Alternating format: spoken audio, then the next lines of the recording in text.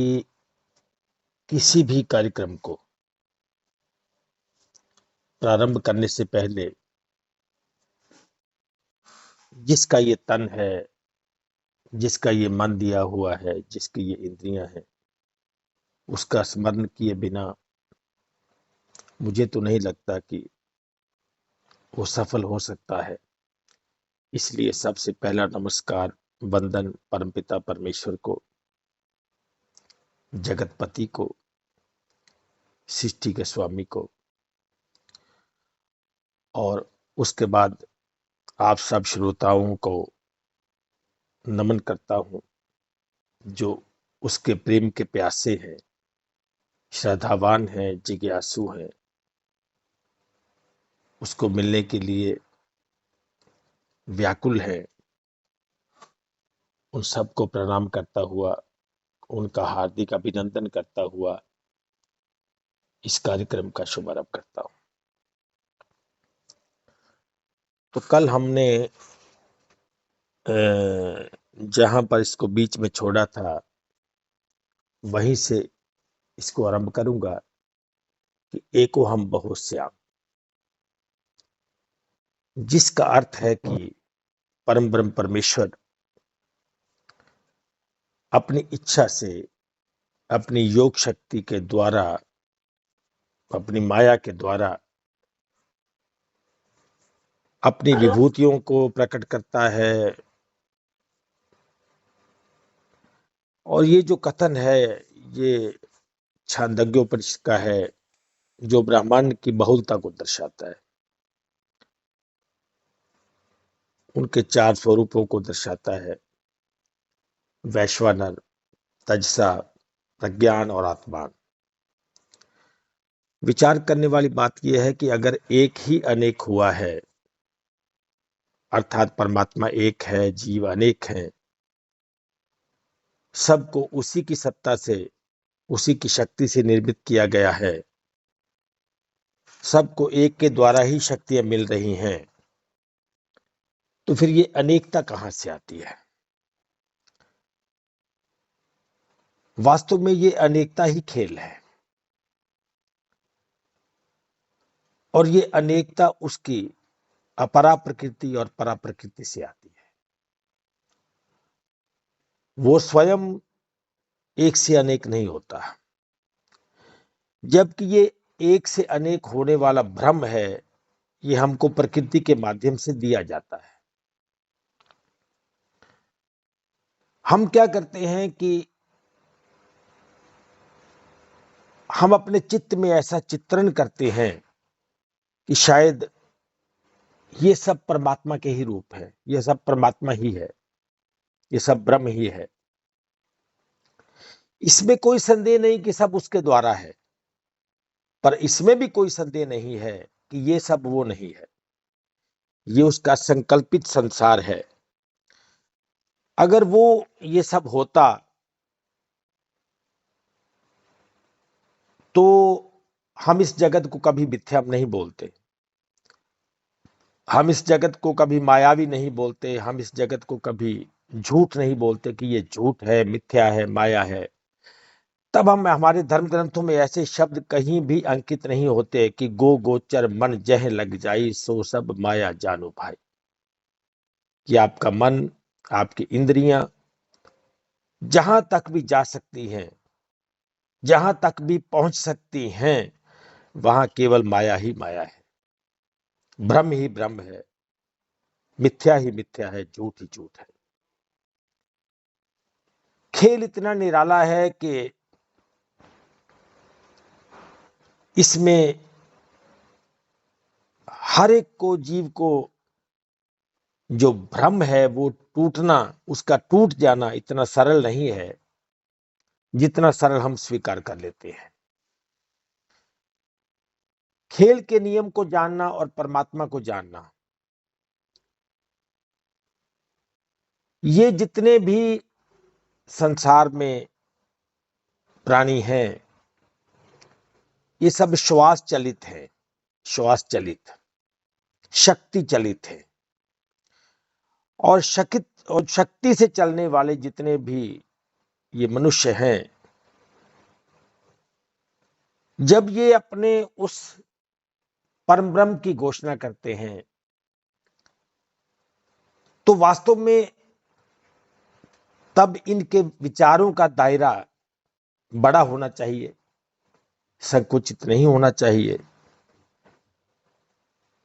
जिससे जीव का कल्याण हो सके। क्योंकि जन्मों जन्मों से जीव जो है उससे बिछड़ा है और फिर संसार में उससे मिलने के लिए अनेक प्रकार की सभाएं, अनेक प्रकार की प्रार्थनाएं, अनेक प्रकार के ध्यान, अनेक प्रकार की पूजा, अनेक प्रकार की भक्तियां, बहुत सी पद्धतियां हैं जिससे उससे मिलने की चेष्टा करता है।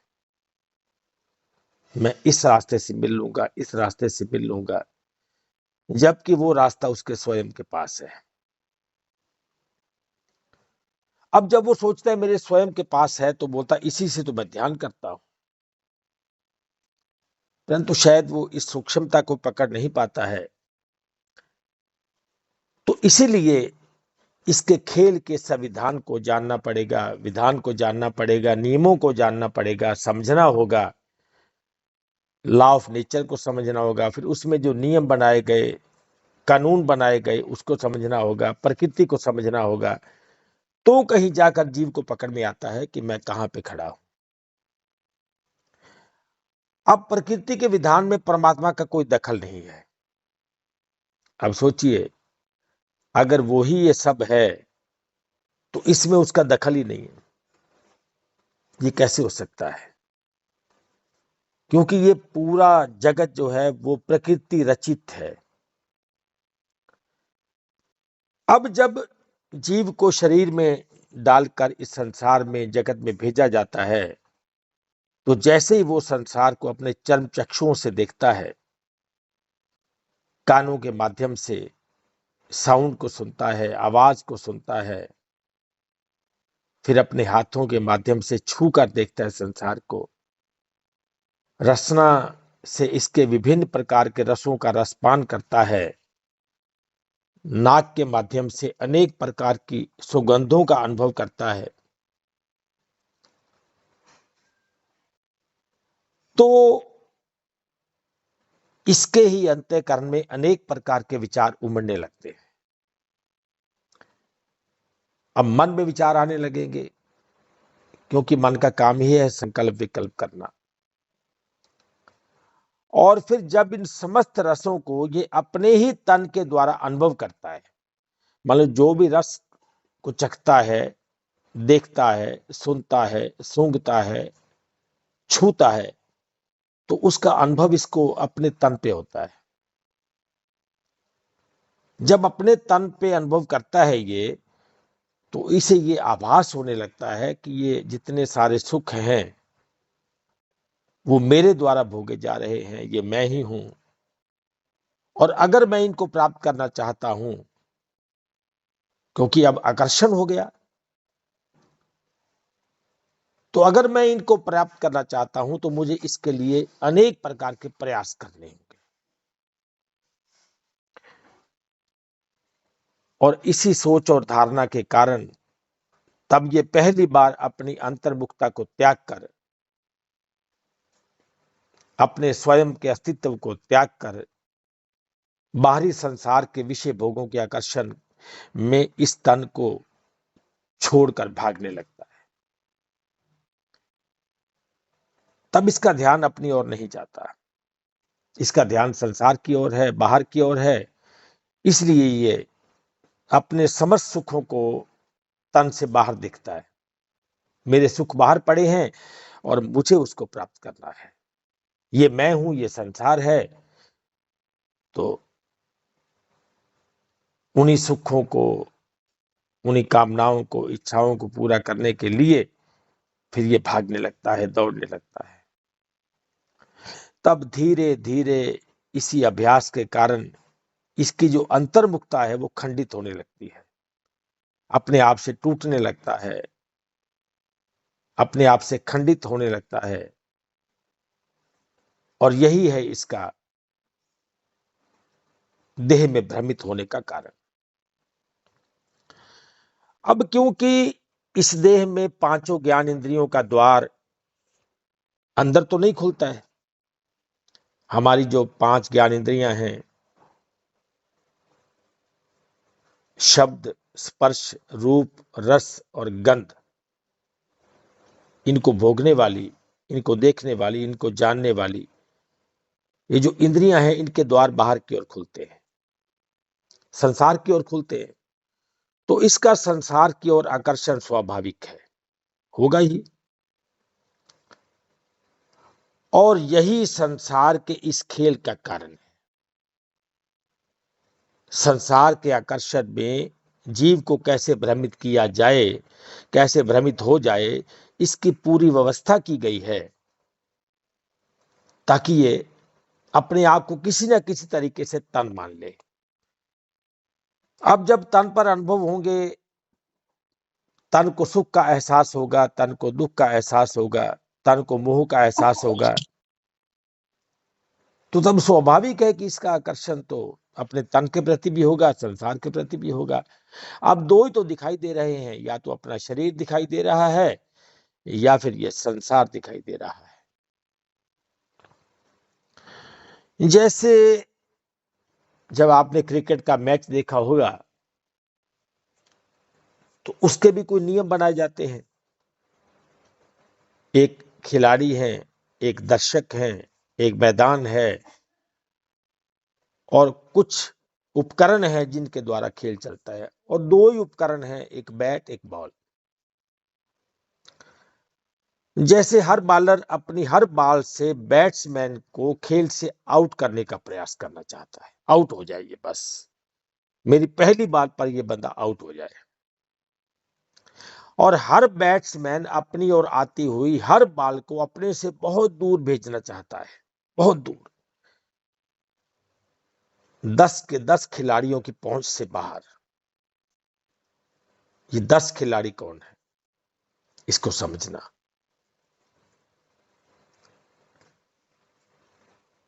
क्योंकि बॉल जितनी दूर जाएगी, 10 जो उसको पकड़ने में लगे हैं, उनसे जितनी दूर जाएगी, तब तक वो खेल में बना रहेगा। और जैसे बॉल उनकी पकड़ में आई तो आउट।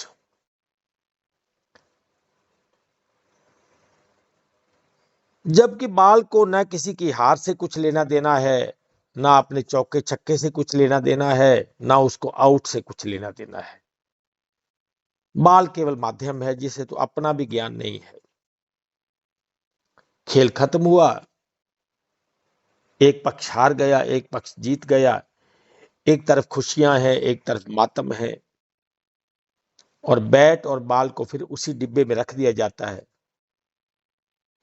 पुरानी बॉल होती है, उसकी जगह नई बॉल आ जाती है, नए डिब्बे से निकाल के फिर खेल शुरू हो जाता है, फिर हार जीत का सिलसिला।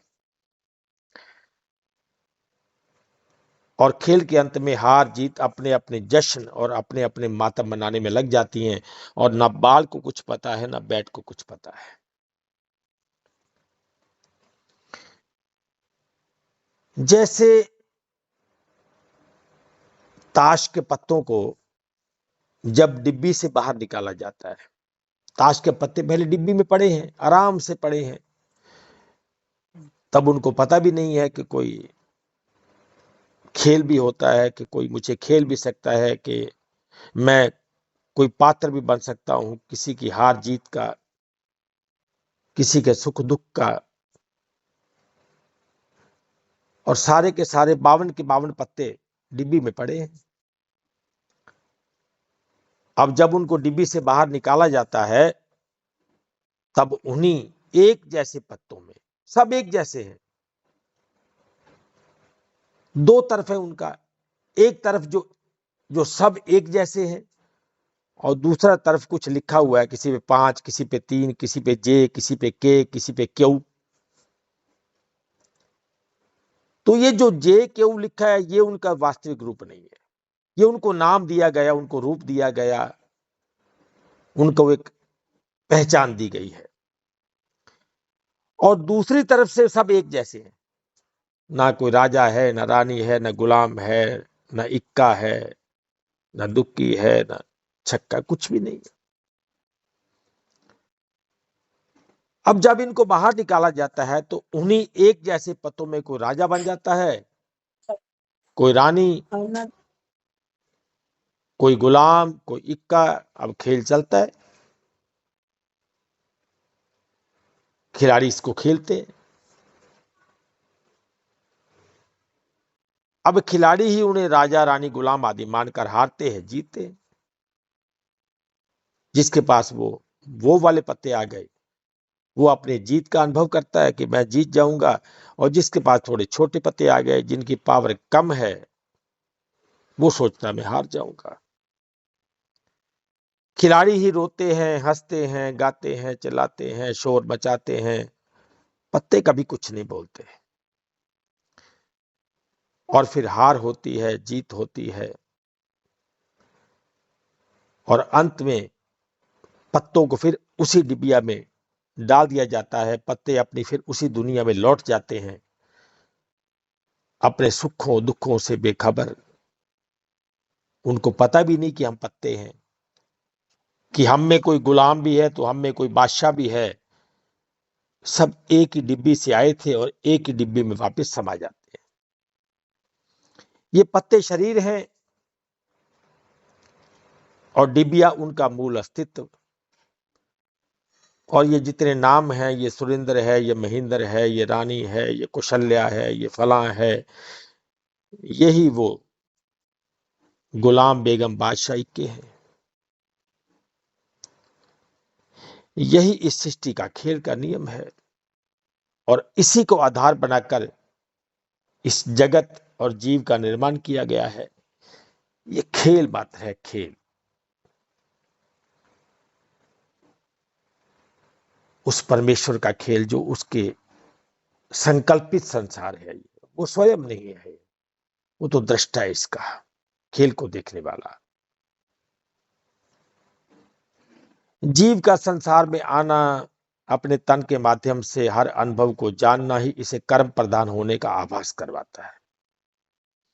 जब ये कोई भी कार्य करता है, किसी भी प्रकार का काम करता है, कार्य करता है, अब उसमें या तो अच्छा होगा या बुरा होगा, या तो उसके अनुसार होगा या उसके अनुसार नहीं होगा।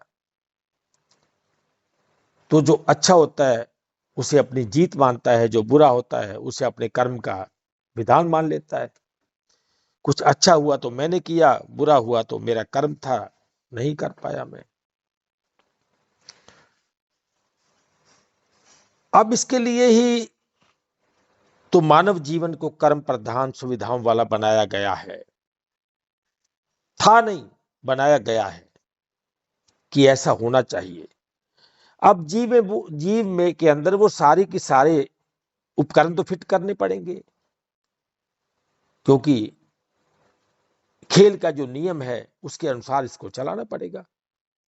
अब उसके लिए हर सुविधा, हर सामान, हर उपकरण, हर भाव, हर विचार पहले से ये सिस्टम बना हुआ है कि इसको किसी भी प्रकार की कोई असुविधा ना हो।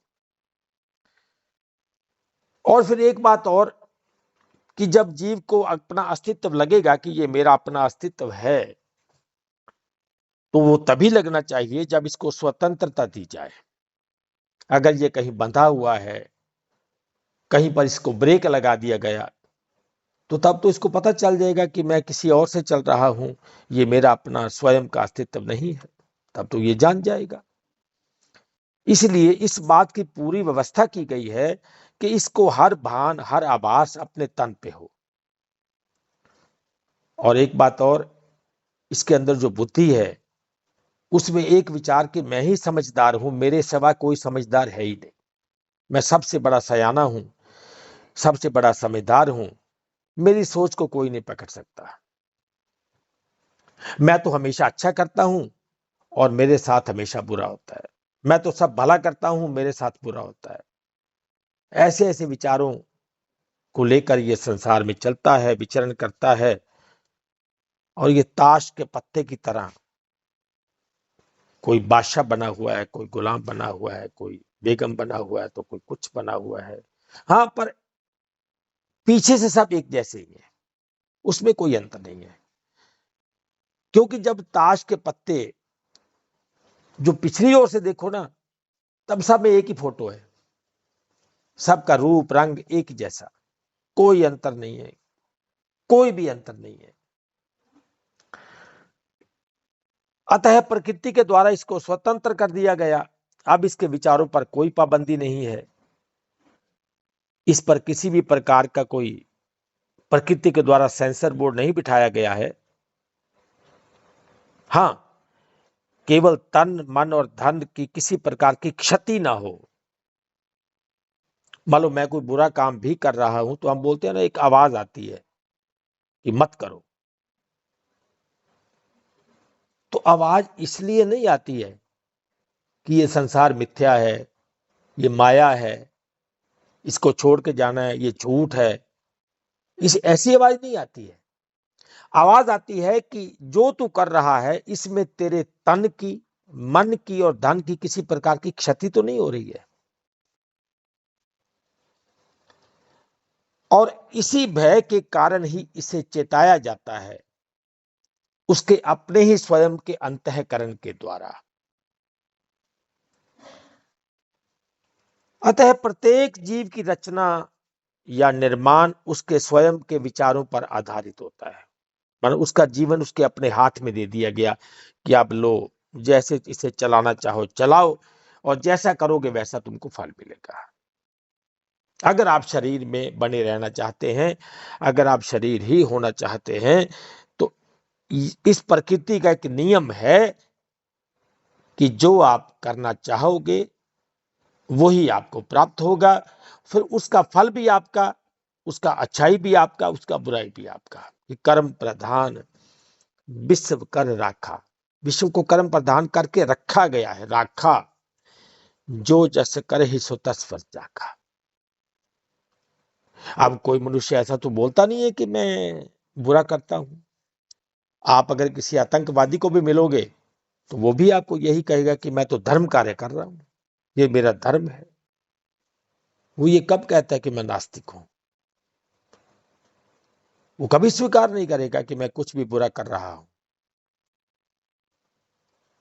फिर चाहे कोई धर्म स्थल में बैठा है तो भी वो कहेगा कि मैं भी धर्म वाला हूं। तो चाहे कोई हत्याएं कर रहा है वो भी कहेगा नहीं, ये मेरा धर्म बनता था, उसने ऐसा किया मैंने मार दिया, ये मेरा धर्म था, मुझसे नहीं देखा गया। स्वतंत्र है ये। हां, भोगना पड़ेगा, ये भी पक्का है। बस यहीं से उसका मोह और प्रेम इसी तन के प्रति होने लगता है कि ये मैं हूं, ये मेरे कर्म है, ये मेरे विचार है, ये मेरी विचारधारा है, मुझे इसी के अनुसार चलना है। अब किसी का दान ही मुक्ति है, बोले जी मतलब जन सेवा, नर सेवा, नारायण सेवा। इसलिए दान करो ज्यादा से ज्यादा, उसमें आप पैसा दान करो, रक्त दान करो, अंग दान करो, कुछ भी करो, यही बस मानवता के प्रति सेवा है। कोई मंदिर जाता है तो बोलता है बस यही भक्ति है, बस आप अच्छे काम करो, आपको अच्छे कर्म करने चाहिए, किसी का बुरा मत सोचो, किसी को दुख मत दो, सबका सम्मान करो, यही धर्म है। अब इसी प्रेम, मोह, धारणा, कामना, मान्यता के अभ्यास के कारण वो अपने अपने विचारों में जैसा जैसा सोचता है वैसा वैसा अपने चित्त में भरता जाता है, वैसा वैसा ही जीव अपने जीवन का निर्माण करने लगता है और वैसा ही बनना चाहता है जैसे उसकी सोच है। तो सोच उसका रथ है और वो स्वयं उसका रथी। वो अपने रथ पर बैठकर अपने पूरे जीवन ऐसे चलता है बस। अब इसी चाहत में संसार का हर सुख, वैभव, मान सम्मान, पद प्रतिष्ठा आदि आते हैं जिनको वो प्राप्त करना चाहता है। अगर कोई दान भी देना चाहता है तो वो भी परमात्मा से प्रार्थना करेगा कि मुझे भी ज्यादा से ज्यादा दे ताकि मैं ज्यादा दान कर सकूं, मेरा संसार में ज्यादा नाम हो। वो भी किसी से मांगता है और जो लेने वाला है वो भी मांगता है, दोनों भिखारी है। कोई बड़ा भिखारी है, कोई छोटा भिखारी है। अब उसके यही संस्कार ही उसके कर्म और धर्म का कारण भी बनते हैं। अब जिस परिवार में पैदा हुआ है उसी को धर्म मानने लगता है कि मैं हिंदू परिवार में पैदा हुआ हूं तो मेरा धर्म हिंदू है, तो मेरा परमात्मा भी हिंदू होगा। है तो नहीं, क्योंकि वो जानता नहीं है, पर मानता है मेरा परमात्मा भी जैसा मैं हूं ना, जैसे हम ये नहीं करते, हम ये नहीं करते, हम व्रत करते हैं, उपवास करते हैं, ये करते हैं, वो करते हैं, तो परमात्मा भी ऐसा ही चाहता है। वो मान लेता है परमात्मा ऐसा चाहता है। अब मुस्लिम का, जो मुस्लिम है उसका धर्म मुस्लिम है, तो उसका परमात्मा भी इस्लामिक होगा, मुसलमान होगा। वो ऐसा सोचता है कि जैसी मेरी धारणा है परमात्मा बिल्कुल यही चाहता है। परमात्मा ये चाहता है कि मैं हिंदू बना रहूं, परमात्मा ये चाहता है कि मैं मुसलमान बना रहूं। तो सिख का धर्म, सिख तो उनका परमात्मा भी ऐसा ही, कि बस हमें ऐसा ही करना चाहिए, उसी पद्धति वाला होगा। ईसाई का धर्म ईसाई है, तो उनका परमात्मा भी हिंदू मुसलमान तो नहीं हो सकता, ये तो पक्का ही है।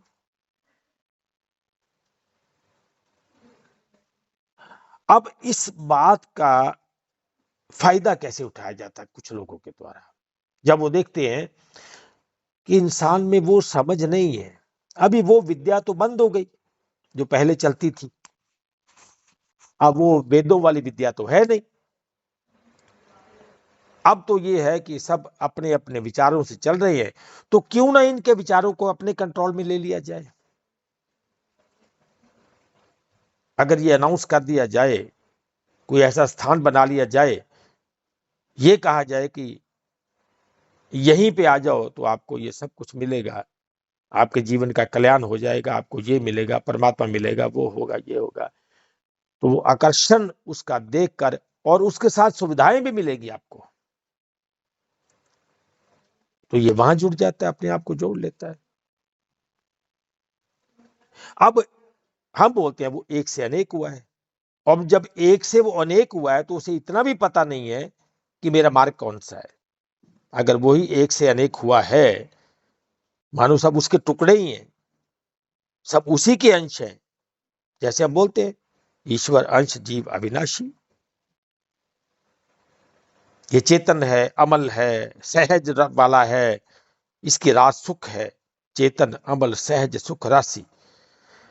पर आगे जो पंक्ति है ना कि सो माया वश भयो गुसाई, अब गोसाई जी कहते वो तो माया के वश में है। अब परमात्मा का अंश तो किसी के वश में हो नहीं सकता, परमात्मा कैसे किसी के वश में होगा भाई।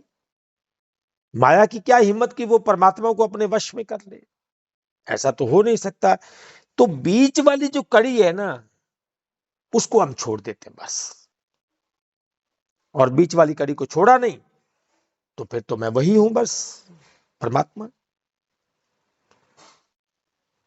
और बीच वाली कड़ी है मेरा मन, मेरी बुद्धि, मेरी मैं, मेरा शरीर, ये संसार, यहां का हर दृश्य, यहां का हर व्यक्ति। अगर ये बीच वाली कड़ी को निकाल दिया जाए तो फिर तो कोई है ही नहीं यहाँ पे, ना ये संसार है, ना मन है, ना बुद्धि है, ना अहम है, ना पहाड़ है, ना पेड़ है, ना झरने हैं, ना नदी है, ना धरती है। तो फिर मैं बात भी किससे करूंगा, वार्ता भी किससे करूंगा, तर्क भी किससे करूंगा, कोई है ही नहीं। और ये जो बहुत श्याम है, ये सारा प्रकृति रचित है। शक्ति उनको वहीं से, इसमें कोई संदेह नहीं, शक्ति उनको भी वहीं से, कहीं और से नहीं आएगी। और ये जो अनेकता है ना, ये जो अनेकता है, जब ये दिखती है ना तो उसे अपने मूल अस्तित्व से तोड़ देती है ये, और तब ये अपने उस विशाल दायरे को जहां से ये आया था, बिना जाने बिना समझे उसको छोटा करने के प्रयास में लग जाता है। नहीं, परमात्मा विशाल है, वो बोलता है, परमात्मा सर्वव्यापक है, बोलता है, सर्वशक्तिमान है, बोलता है। ऐसा नहीं कि बोलता नहीं है, बोलता वही है, परंतु अपने विशाल दायरे को छोटा करना ही इसका सम्मान है। छोटा करेगा तो इसका सम्मान ज्यादा होगा, तो उसके प्रयास में लगता है।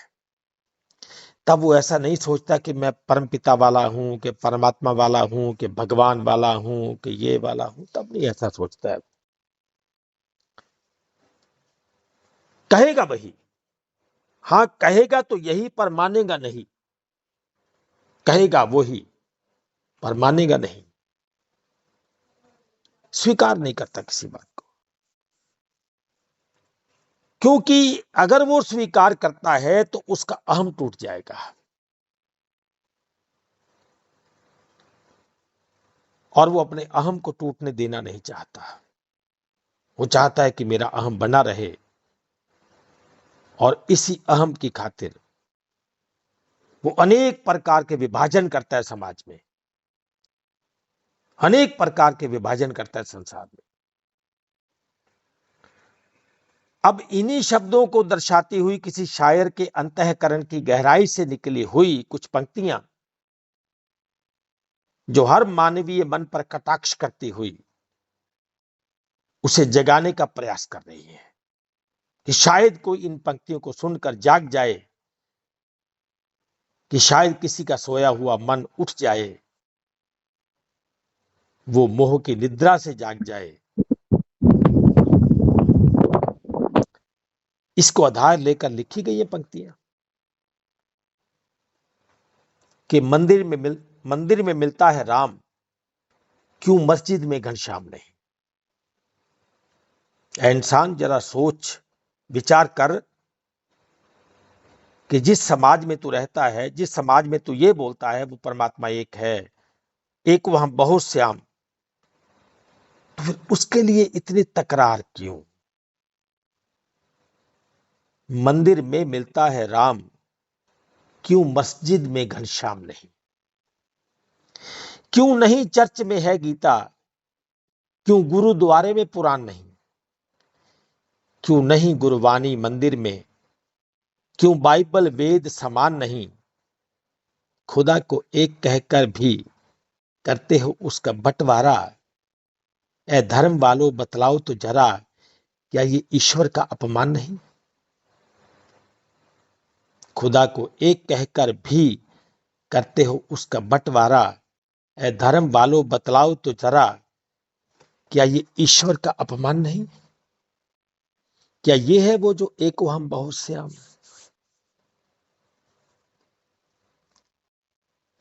और हर संप्रदाय वाला बोलता है कि मेरा संप्रदाय सबसे श्रेष्ठ है, सबसे आगे है, सबसे शांति वाला है, सबसे आनंद वाला है।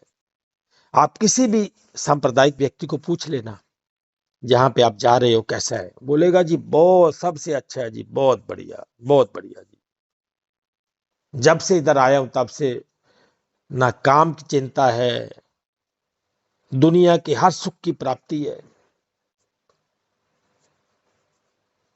और परमात्मा इस सबसे बहुत दूर, बहुत दूर, बहुत आगे, बहुत विलक्षण। वह केवल स्वधर्म वाला, केवल आत्मा वाला, बिना रंग वाला, बिना रूप वाला, बिना आकार वाला, बिना नाम वाला, बिना स्थान वाला, ये सब तमाशा देखता है, इसका आनंद लेता है वो।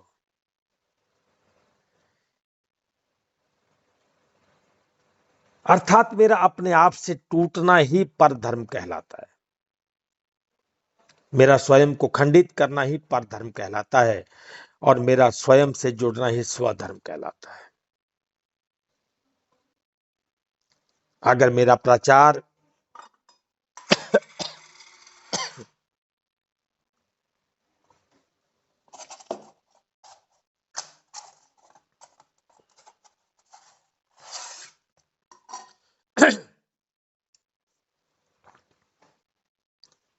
अगर मेरा उपदेश, मेरा प्रवचन, मेरा प्रचार किसी व्यक्ति विशेष की देन है, किसी व्यक्ति विशेष के प्रभाव में है, किसी व्यक्ति विशेष के नाम, रूप और गुणगान से प्रारंभ होता है, उसी के नाम से प्रारंभ करता हूं, तो ये पर धर्म से प्रभावित है। आपने देखा होगा और अगर स्वयं के मूल अस्तित्व स्वयं प्रकाश से है तो स्वधर्म को प्रदर्शित करेगा। अगर मेरी बातों से, मेरे विचारों से, मेरे प्रवचन से समाज को कुछ अच्छी शिक्षा मिलती है, वो अपने मूल से जुड़ सकता है, वो अपने अस्तित्व से जुड़ सकता है, अपने मम से जुड़ सकता है, अपने आप से जुड़ सकता है, स्वयं को जान सकता है, अपनी मंजिल को पा सकता है, अपने मानवता के उसी उद्देश्य को जान सकता है, तो मेरा प्रवचन जो है वो सार्थक है। तब उसको मैं परमार्थ कह सकता हूं।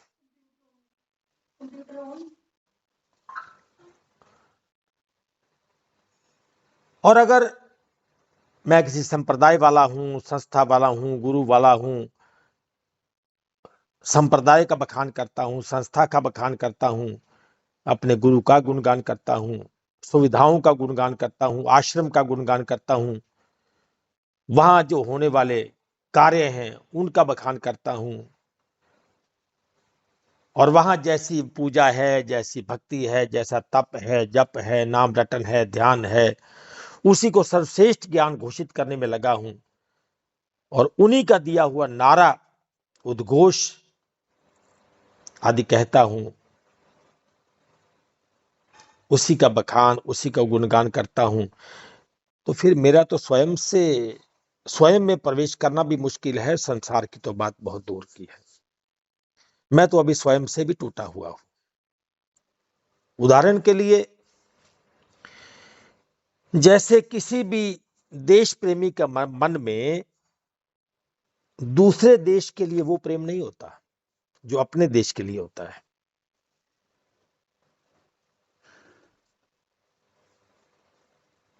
उसी प्रकार वो मोहवश भी संप्रदाय और विचारधारा को अपना मान लेता है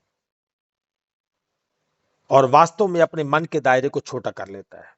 तब उसके लिए पूरी धरती परमात्मा की नहीं है, तब उसके लिए पूरी प्रकृति परमात्मा की नहीं है ना। जहां मैं जाता हूं बस वो तो धर्म स्थल है, बाकी सारे कर्म स्थल है।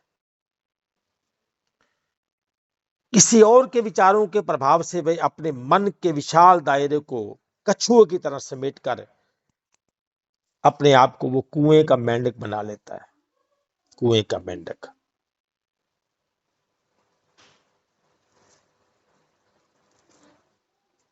पर धर्म के विचार मेरी चेतना को बंधक बना लेते हैं, तब मुझे उसी दायरे में रहकर बोलना पड़ता है, उसी दायरे में रहकर सुनना पड़ता है, उसी दायरे में रहकर जप तप ध्यान आदि करना पड़ता है, क्योंकि मेरे चारों तरफ एक दायरा है, एक लकीर खींची है, मैं उसको नहीं तोड़ सकता। कोई भी अपने संप्रदाय की धारणाओं को तोड़कर अपने स्वयं के भीतर से निकला हुआ सत्य भी समाज के सामने व्यक्त नहीं कर सकता। उसे उसी सांप्रदायिक सिलेबस के अंदर रहकर ही वह रिस्पेक्ट, वह मान, वह सम्मान मिल सकता है, अन्यथा नहीं मिल सकता। अगर कहीं भूले भटके भी कोई टकरा गया, कोई मिल गया, जैसे हम बोलते हैं शेर को सवा शेर, या शेर को कोई 2.5 शेर या 5 शेर मिल गया, तो उसने कुछ सुना दिया, कुछ बता दिया, मन को चोट लगी, और उसे ये भी कहना पड़ा कि हाँ बात तो ठीक है, गलत नहीं है। मन में मनन भी हुआ, चिंतन भी हुआ, उसे लगा कि सत्य हो सकता है, परंतु उसका जो छोटापन है वो स्वीकार करने नहीं देगा उसे। और अगर कहीं कर भी लिया, स्वीकार कर भी लिया, भूले भटके उस सत्य को स्वीकार कर भी लिया उसने,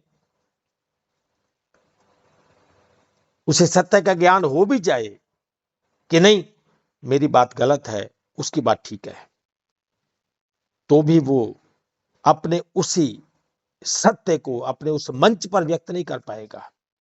यहां पर वो बैठकर प्रवचन करता है, नहीं कर पाएगा। वो अपने मन में अपने आप को दबोचता रहेगा, निचोड़ता रहेगा, सोचता रहेगा, परंतु वो उस मंच पर नहीं कह सकता, क्योंकि वहां उसको बोलने की वो आज्ञा नहीं है जो उसके मन का हो, जबकि उसे वही बोलना है जो उसको सिलेबस है उसमें दिया गया, वही बस, उससे बाहर नहीं जा सकता वो। अब इसी पूरी सामग्री को अपने ऊपर लाद कर उसे चलना पड़ता है,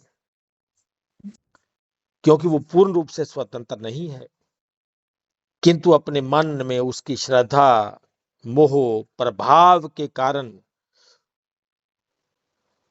जिसे हम बोलते हैं कि वो इतना मतलब प्रभावित हो जाता है, इतना कट्टरवादी हो जाता है कि उसे अपनी इस भूल का भी कभी एहसास नहीं होता, क्योंकि श्रद्धा का बोझ इतना है कि उसका सत्य छोटा पड़ जाता है, उसके अज्ञान के नीचे उसका अपना स्वयं का ज्ञान दब जाता है।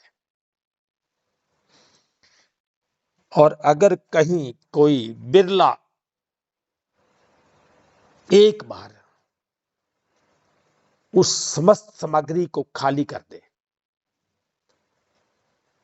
कि नहीं मुझे ये नहीं चाहिए, तो घटना घट सकती है, क्रांति हो सकती है, चेतना का बंद पड़ा संकीर्ण द्वार खुल सकता है। क्योंकि तुम्हारी ही आत्मा, मेरी ही आत्मा जन्मों जन्मों से तुम्हारी राह निहार रही है, हर जन्म में इसी आशा और उम्मीद में है कि इस बार तुम्हें अवश्य समझ में आएगा। आत्मा कचोटती है, आत्मा कचोटती है, इस बार तुम्हें समझ में आएगा। अब इस बार का जो है ना, ये मानव तन ये कामयाब हो जाएगा, सफल हो जाएगा।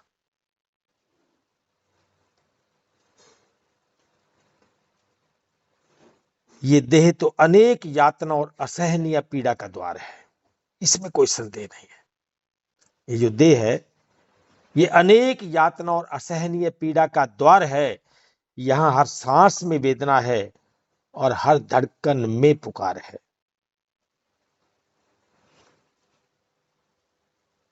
मेरे मन कब तक रहेगा तो इस माया के अंधकार में? ऐ मेरे मन, तू कब तक रहेगा इस माया के अंधकार में? कब तक खुद को जलाएगा इस पाप पुण्य रूपी संसार में? इसे सत्य समझकर आखिर कब तक खुद को बहलाएगा? इसे ही सत्य समझकर आखिर कब तक खुद को बहलाएगा? क्या इस बार फिर से तू खाली हाथ ही वापस लौट जाएगा? तेरी व्याकुलता का कारण ना कोई व्यक्ति है, न वस्तु है, न स्थान है, बल्कि जहां से तू आया है वही सच्चिदानंद रूपी परम धाम है।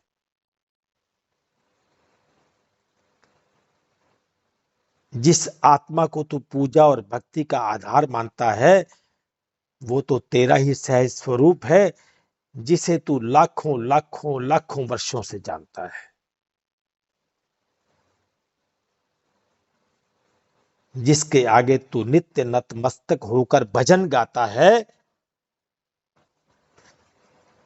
उससे तो तेरा अनेकों जन्मों से भी पहले का नाता है। बस यहां आकर अपने उसी मूल अस्तित्व को बिसार लिया है, भूल गया अपने अस्तित्व को। बस यहां आकर अपने उसी मूल अस्तित्व को बिसार लिया है। ये रूप तो तुमने कुछ समय मात्र के लिए उधार लिया है, ये तेरा रूप थोड़ी है। ये रूप तो तुमने कुछ समय मात्र के लिए उधार लिया है, भ्रमण मात्र के लिए आया था। भ्रमण मात्र के लिए आया था कि कुछ पल खेल के वापस लौट जाऊंगा। हर पल स्मरण रखूंगा अपने अस्तित्व को कभी नहीं भुलाऊंगा। जैसे कबीरदास जी कहते हैं, कबीरा वो दिन याद कर, पग ऊपर तल शीश, मृत्यु मंडल में आए के बिसर गयो जगदीश। उस दिन को याद करो जब तू अपने अस्तित्व से जुड़ा हुआ था, अपने ही अस्तित्व से। तेरा कोई गुरु नहीं था, तेरा कोई धर्म नहीं था, तेरा कोई भक्ति नहीं थी, तेरा कोई ध्यान नहीं था, तेरी कोई आरती नहीं थी, तेरी कोई पूजा नहीं थी, तेरा कोई नाम रटन नहीं था, तू किसी मंत्रों का उच्चारण नहीं करता था, कुछ भी तो नहीं करता था। तू अपने आप से जुड़ा था, केवल अपने आप से। अब इतना करने के बावजूद भी शांति नहीं है। यहां तो घूमने आया था बस, और इस भ्रमण ने ही भुला दिया कि भ्रम मात्र के लिए आया था कि कुछ पल खेल के लौट आऊंगा। और वादा क्या था कि हर पल स्मरण रखूंगा, अपने अस्तित्व को कभी भी नहीं भुलाऊंगा। यहां आकर यहीं का होकर रह गया और खुद से अनजान हो गया। यहां आकर यहीं का होकर रह गया, खुद से अनजान हो गया। क्या तुझे इतना भी याद नहीं? क्या इतना ही नादान हो गया? ऐ मेरे मन, बस एक बार मेरे इस सुझाव को स्वीकार कर ले। ऐ मेरे मन, बस एक बार मेरे इस सुझाव को स्वीकार कर ले। बहुत झुक चुका तू, बस एक बार स्वयं का भी दीदार कर ले। मम के दर्शन में तेरे स्वयं का दीदार तुझे पुकार रहा है। मम के दर्शन में तेरे स्वयं का दीदार तुझे पुकार रहा है। हर जन्म इसी आशा और उम्मीद से तुझे निहार रहा है। हर सत्संग प्रवचन तो तुझे स्वयं से मिलने के लिए ही कहता है। हर सत्संग प्रवचन तो तुझे स्वयं से मिलने के लिए ही कहता है, और तू समझता है कि तेरा रब तुझसे कहीं अलग रहता है। स्वधर्म को छोड़कर जब जब भी तू पर धर्म में आएगा, तब तब ही रोएगा, पछताएगा और खुद को गुलाम ही बनाएगा। तेरी इसी नादानी ने हर बार तुझे किसी न किसी का गुलाम बनाया है।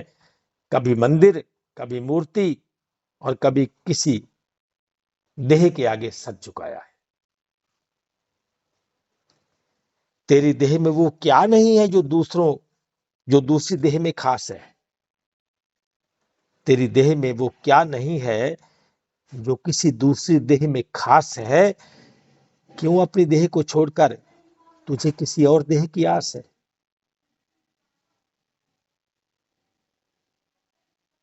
जिस आत्मा से तू है, उसी आत्मा से तो हर तन में उजाला है। तो तेरे तन को चला रहा वही जो उसके तन को चलाने वाला है। इस बार तू लौट आए तो तेरे घर में भी दिवाली के दीप जले। इस बार तू लौट आए तो तेरे घर में भी दिवाली के दीप जलें। मान मेरी बात को, आ इस बार अपने वतन को लौट चले। मान मेरी बात को, आ इस बार अपने वतन को लौट चले। तेरा लौटना ही तो भक्ति है, मुक्ति है, मोक्ष है और कल्याण है।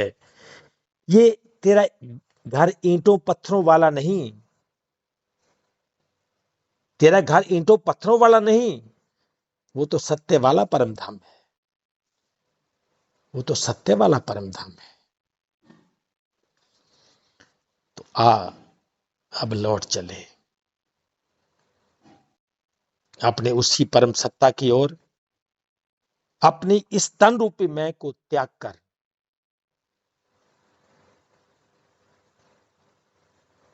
जो केवल कुछ समय के लिए यहां आई थी। पुकार की जाए अपने उसी परम धाम के लिए। और उस परम धाम में क्या है? वहां सूर्य नहीं उगता है, वहां चांद की चांदनी नहीं होती है, वहां हवा नहीं चलती है, वहां आकाश नहीं है, वहां धरती नहीं है। ना तद्भास्यते सूर्यो ना शशांको ना पावकः। वहां ना सूर्य भासता है, ना चांद भासता है, ना हवा चलती है। वहां ना देह है, ना कोई और मेरा अपना परम धाम।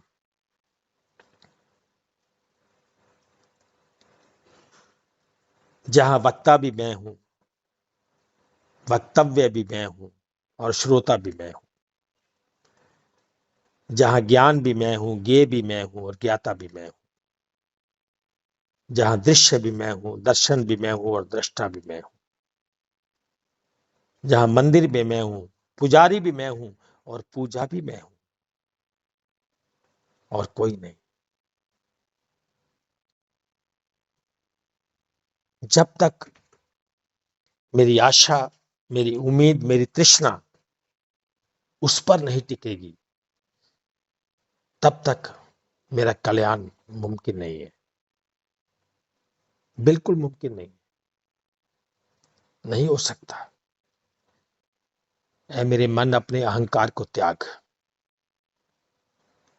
त्याग अपने अहंकार को और लौट चल अपने देश। चल बुलिया चल उथे चलिए, जिथे वसदे सारे अन्ने। ना कोई साडी जात पछाने ते ना कोई सानू मन्ने। वहां चलो जहां सब अंधे हो, जहां ना कोई जाति हो, ना मजहब हो, ना फिरका हो, ना संप्रदाय हो। वहां चले जो मेरा वतन है। कबीर दास जी कहते हैं, रहना नहीं देश बेगाना है, यह संसार कागज की पुड़िया, बूंद पड़त गल जाना है। यह संसार झाड़ और जंगल, आग लगत जल जाना है। कहत कबीर सुनो रे साधो, एक सतगुरु नाम ठिकाना है। मेरा अपना मूल घर, मेरा अपना मूल वतन, जहां प्रेम के सिवा कुछ नहीं, कोई तकरार नहीं, कोई बहस नहीं, कोई अहंकार नहीं। सिर्फ मैं, सिर्फ मैं, सिर्फ मैं, बस कुछ नहीं। फिर तकरार कैसी, फिर बहस कैसी? सच्चिदानंद मेरा अपना घर, उसी वक्तव्य को लेकर, उसी बात को लेकर आप सबके समक्ष प्रस्तुत हुआ हूं कि चलिए उसी का होकर रहा जाए, उसी का बनकर रहा जाए, उसी के लिए प्रयास किया जाए, अपने स्वधर्म की ओर। कृष्ण जी कहते हैं कि जो दूसरे का धर्म है ना, वो कितना भी सजाया हो, कितना भी सवारा हो, कितना भी आकर्षण का केंद्र हो, वो आपका कल्याण नहीं कर सकता। भय देने वाला है। और स्वयं का धर्म चाहे वो कैसा भी है, वो कल्याण करने वाला है। तो स्वधर्म की ओर लौटते हैं। सब द्वेष, नफरत, क्रोध आदि से दूर, केवल प्रेम की उस अविचल धारा में, केवल प्रेम के उस सागर में, क्योंकि वही तो है जो प्रेम का सागर है। और ये हम छोटी छोटी बूंदे,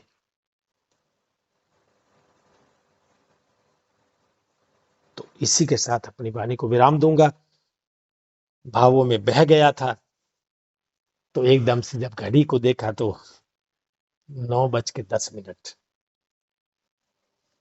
तो विचारों को रोकूंगा अब। लांबा जी स्टेज संभालेंगे। नमस्कार।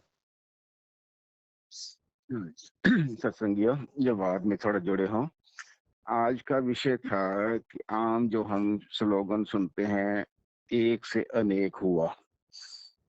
इसी विषय पे था कि एक से अनेक क्यों हुआ, क्या जरूरत थी, इसकी रियलिटी क्या है, इससे हमारा रिलेशन क्या है, हमें इसको समझना क्या है, हमारा इससे जुड़ाव है क्या नहीं, हम सच जानना चाहते थे। तो ये है कि एक सत स्वरूप ने खेल के लिए खेल के दो विपरीत खिलाड़ी होने जरूरी हैं। परमात्मा आप सत्य स्वरूप है, अनंत स्वरूप है, उसके विपरीत है मिथ्या माया। सत स्वरूप और आपने मिथ्या माया क्रिएट करके अपने आप में से ही, अलग से नहीं, बाहर नहीं पड़ी थी माया, बाहर अलग से नहीं पड़ी, उठा के नहीं लाए, बुलाया नहीं किसी से, अपने आप में। जैसे हमारे मन बुद्धि में द्वंद चलता है, ऐसा भी है वैसा भी है, ऐसा हो जाए वैसा हो जाए तो क्या होगा, ऐसा होगा, ये चलता है सभी जीवों के अंदर। तो इसी तरह परमात्मा ने, परमेश्वर ने ये खेल बनाया कि अपने विपरीत माया सर्जन किया। अब माया के अंदर परमेश्वर स्वयं ही जीवात्मा रूप में स्वयं ही है। वो परम चेतन जीवात्मा रूप में माया के साथ ही खेल रहा है। तो उस खेल के साथ अनेकता, माया का विस्तार अनेकता है ही है। इसलिए हमें, जो हम इंसानों को इस तरह अलग अलग रंग रूप आकार, उथल पुथल, अलग अलग घटनाएं ये नजर आ रही हैं, जिससे हमारा मन विचलित होता है, इसमें आकर्षित हो जाते हैं, भटक जाते हैं, फिर दुखी होते हैं, टिकाव नहीं आ पाता। तो इन सारी समस्याओं का हल, जो आनंद वाली अवस्था थी प्राप्त, हर इंसान सहज अवस्था आनंद चाहता है, तो इसका एक ही एक आंसर है कि इस खेल को जानना। अब ये हमें अलग अलग नजर आ रहा है, ये सूरज चांद तारे आकाश ब्रह्मांड जीव जंतु देवता राक्षस, ये अलग अलग नहीं है, एक ही है, इनकी सत्ता एक ही है, सबका उसका खेल। हमारे अंदर भी, दूसरे अंदर के अंदर भी वो एक ही सत्ता है, ये खेल है। जब हम इस खेल के अंदर उस मूल सत्ता को जान जाते हैं तो हम उसमें स्थित हो जाते हैं, सहज आनंद की अवस्था में स्थित हो। ये नहीं है कि ये शरीर छूटने के बाद मिलेगा, नहीं, ये जीते जी ही उस अवस्था को प्राप्त किया जाता है, आनंद की अवस्था को, सहज की अवस्था को प्राप्त किया जाता है। ये केवल ज्ञान से आता है, दूसरों की समझने से आता है, विचार करने से आता है, मनन करने से आता है। तो ये सत्संग का विषय मतलब ही यही है कि इस विषय को जाने, खोज करें, समझें। समझने के लिए अभ्यास होता है, प्रैक्टिस होती है, कुछ क्रिया होती है, उस क्रिया अभ्यास से गुजरना ही पड़ता है। तो उस क्रिया प्रक्रिया को हम समझें, अमल करें, तो जीते जी ही इंसान उस परम सत्य आनंद रूप अवस्था को पा लेता है। तो इस सारी हमारी बातों का जो निचोड़ ये है। अब जिसके मन में भी जिज्ञासा हो कि अभी भी मैं तो जान नहीं पाया, मैं समझ नहीं पाया, मैं क्या करूं, क्या कैसे चला जाऊं, मेरा एम उस सत्य आनंद को पाना है, ये डिसाइड पक्का हो कि मेरे को अभी वो पाना है, दृढ़ निश्चय, जुनून। अभी जिसको कहते हैं नहीं यार अभी देखना है, रंग तमाशे देखने, वो नहीं, उसके लिए नहीं, अभी उसके लिए यात्रा दूर है, बाद में है। तो जिसके मन में ये आ गया, ये बहुत हो गया, बहुत हो गया, अब बस, अब मेरे को वो चाहिए, उनके लिए ये यात्रा है। तो बिल्कुल आपस में मिलजुल के हम इन बातों को खंगालेंगे, प्रैक्टिस करेंगे, इसको बार बार करेंगे, तो अवश्य ही इसमें से प्राप्ति होती है। यही सत्संग है, यही एक सत्संग का साधन है। तो आज विषय था एक से अनेक, अनेकता में एकता। एक से अनेक और अनेकता में एकता को ढूंढना हमने, हमारे अंदर, आपके अंदर, दूसरों के अंदर, सबके अंदर वो एक क्या है जो सत आनंद रूप है। हमारी बुद्धि बिखरी होने के कारण ही सारे दुख क्लेश भटकाव उथल पुथल है। एक को जान लेने से सारी वो सहज अवस्था प्राप्त हो जाती है। तो आज का विषय यही था। इसी विषय के ऊपर किसी की जिज्ञासा, कुछ क्लैरिटी सवाल है वो कर ले। केवल ध्यान रखें, केवल इसी पे ही, इस इस अनेकता और में, अनेकता में एकता एक कैसी है। हाँ जी, माइक, किसी का माइक खुला है, प्लीज देख लीजिए। चौरसिया जी माइक बंद, चौरसिया जी माइक बंद करिए अपना। परमपिता परमेश्वर की जय हो।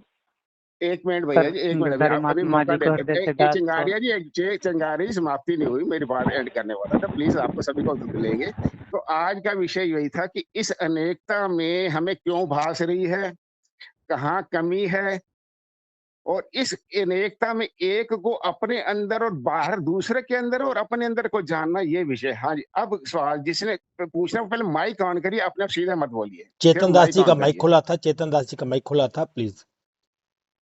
हाँ जी चेतन। परमपिता परमेश्वर की जय हो। महात्मा जी को हृदय से दास का नमस्ते, सर्वे गुरुजन को नमस्ते। प्रभु जी, वो एक ही सब में है, जो परमात्मा है, ईश्वर है, सब में एक ही है। तो क्या वो परमात्मा ही इस एक में सब, जो सबके शरीर में, वो अज्ञानता में फंसा हुआ है? परमात्मा ही को अज्ञान हुआ है, परमात्मा को ही ज्ञान की प्राप्ति करनी है, परमात्मा को ही वापस अपने मूल स्वरूप में जाना है। जी देखो, ऐसा है, आपको याद होगा, मैंने अभी 2-4 दिन पहले ये एक श्लोक के माध्यम से इस बात को चिताया था, क्योंकि जब हम ये समझेंगे ना तो सच में यही लगेगा, आपकी बात गलत नहीं है, कि क्या परमात्मा ही अज्ञानी हो गया है। तो ये दो प्रकृतियों का खेल है, एक अपरा प्रकृति, एक परा प्रकृति। हमारे अंदर जो मैं चलती है ना, इसमें कोई संदेह नहीं कि चेतन वाली है, इसमें कोई संदेह नहीं कि ये चेतन वाली मैं, चेतन वाली मैं के बिना तो बोला भी नहीं जा सकता, चेतन वाली मैं के बिना कोई बोल नहीं सकता। परंतु ये मैं जो है, ये परमात्मा वाली नहीं है, ये परमात्मा वाली मैं नहीं है। मैं उस श्लोक को एक बार फिर पुनः दोहराना चाहूंगा, अध्याय 7 के श्लोक नंबर 4 और 5 को। पृथ्वी, जल, अग्नि, वायु, आकाश, मन, बुद्धि और अहंकार भी इस प्रकार से, ये 8 प्रकार से विभाजित मेरी प्रकृति है, मेरी प्रकृति है। ये 8 प्रकार के भेदों वाली तो अपरा अर्थात मेरी जड़ प्रकृति है। और हे महाबाहो, इससे दूसरी को, जिससे ये संपूर्ण जगत धारण किया जाता है, अब जिसने ये संपूर्ण जगत धारण किया वो है जीव रूपा परा प्रकृति, जीव रूपा परा प्रकृति। तो जीव किस में आ गया? प्रकृति में आ गया, परमात्मा में तो आया नहीं जीव। तो जब ये जीव रूपा परा प्रकृति ने उसको धारण कर लिया, तो जब धारण करेगी तो कनेक्शन कौन बांटेगा सबको? परा प्रकृति बांटेगी ना। तो जब परा प्रकृति उनको जड़ वाले तन में डालकर उनके जड़ शरीर को चेतन करेगी, तो जिसमें उसको होश आएगा वो तो वही मैं समझेगा ना अपनी, ये मेरी मैं है। तो ये जो मैं है, ये जो मैं है, ये परा प्रकृति वाले चेतन की मैं है, जिसको ये बंधन में है। इसी कारण हम अध्याय 9 के जब श्लोक 4 और 5, यहां भी 4 और 5 है कि मुझ निराकार परमात्मा से ये सब जगत जल से बर्फ के सदृश परिपूर्ण है और सब भूत मेरे अंतर्गत संकल्प के आधार स्थित है। ये संकल्प वाला संसार है, मिथ्या संसार है, मायावी संसार है। तो ये जो मैं है ये मायावी है, मायावी है लगेगा, क्योंकि मैं तो चेतन से आती है। तो इसमें हम जितने भी शब्द बोलते हैं हमें लगेगा कि ये मैं वहीं से आ रही है, पर ये मैं क्या है? सब भूत मेरे अंतर्गत संकल्प के आधार स्थित हैं, किंतु वास्तव में मैं उनमें स्थित नहीं हूं। इस मैं में वो मैं स्थित नहीं है। अगर परमात्मा की मैं इसमें होती, इसमें परमात्मा वाली मैं होती, तो फिर ये कर्म बंधन में कैसे आता? अज्ञानी कैसे होता? तो फिर ये मुक्ति को ढूंढता? नहीं ढूंढ सकता था। वे सब भूत मुझ में स्थित नहीं है, किंतु मेरी ईश्वरीय योग शक्ति को देख। हमें योग शक्ति को देखना होगा, बीच में हम भूल जाते हैं योग शक्ति को। तो ये जो हम मैं करते हैं, जो बंधन है, मुझे मुक्ति चाहिए, मुझे ये चाहिए, मैं दुखी हूं, मैं सुखी हूं, मैं ये हूं, जो भी कहता है वो, ये प्रकृति वाली मैं है। क्योंकि इस मैं की पहचान क्या है? इस मैं की पहचान ये है कि हम, मैं और चेतन दास जी बात कर रहे हैं,